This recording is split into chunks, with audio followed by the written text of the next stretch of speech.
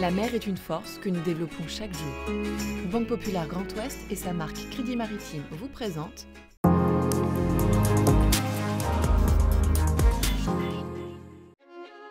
Bonjour et bienvenue dans Ma Planète Bleue, le magazine qui explore l'actualité maritime.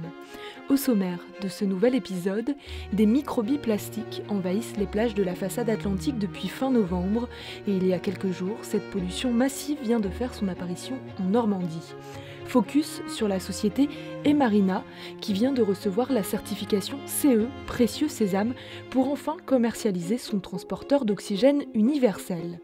Et enfin, rencontre avec François Thomas, le président de SOS Méditerranée.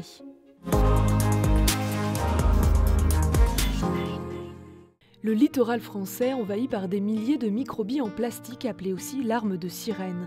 Depuis fin novembre, cette pollution est visible sur la façade atlantique du Finistère à la Vendée et elle vient d'arriver récemment dans la Manche sur les plages du Cotentin.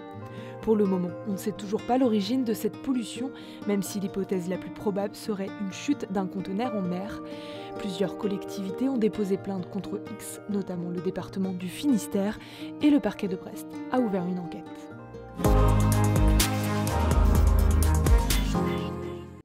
Tout a commencé par une vision, celle de Franck Zal, docteur en biologie marine et fondateur de la société Emarina. Convaincu que le biomimétisme est la clé des thérapeutiques du futur, ce qui a orienté ses recherches vers l'arrêt Nicole.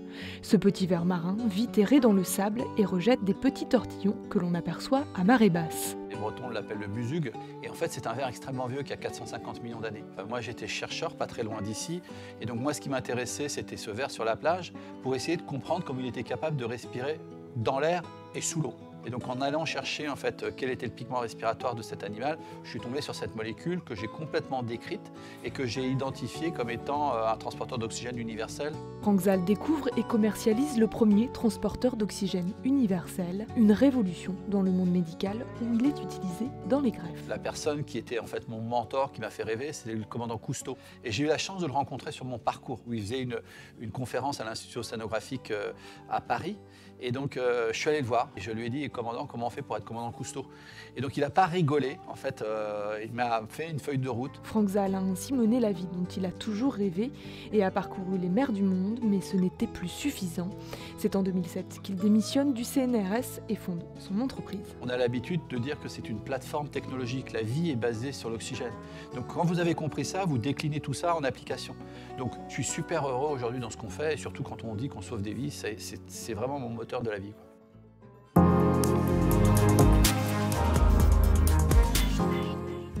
Rencontre avec François Thomas, président de SOS Méditerranée, l'ONG de sauvetage en mer.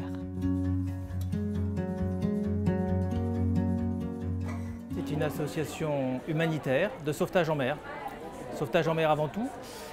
Nous sommes présents en Méditerranée centrale, qui est la route maritime migratoire la plus mortelle du monde. Alors nous avons 3 missions. Le sauvetage en mer, c'est la mission essentielle, la première.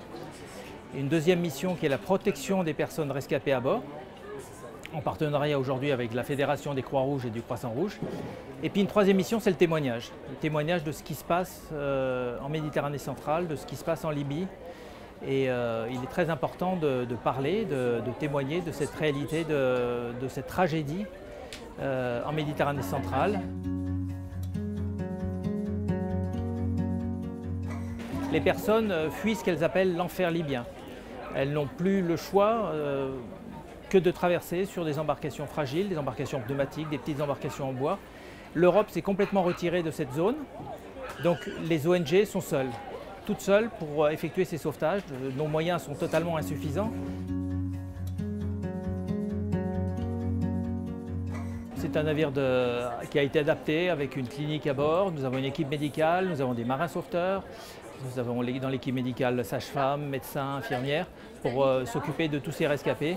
Et le bateau patrouille en Méditerranée centrale pour sauver des vies.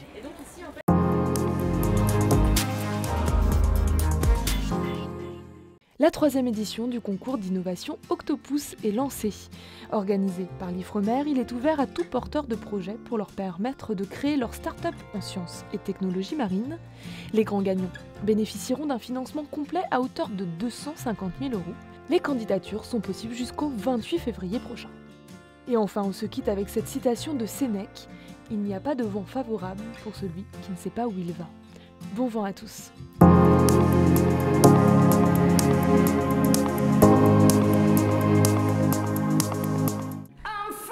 La mer est une force que nous développons chaque jour.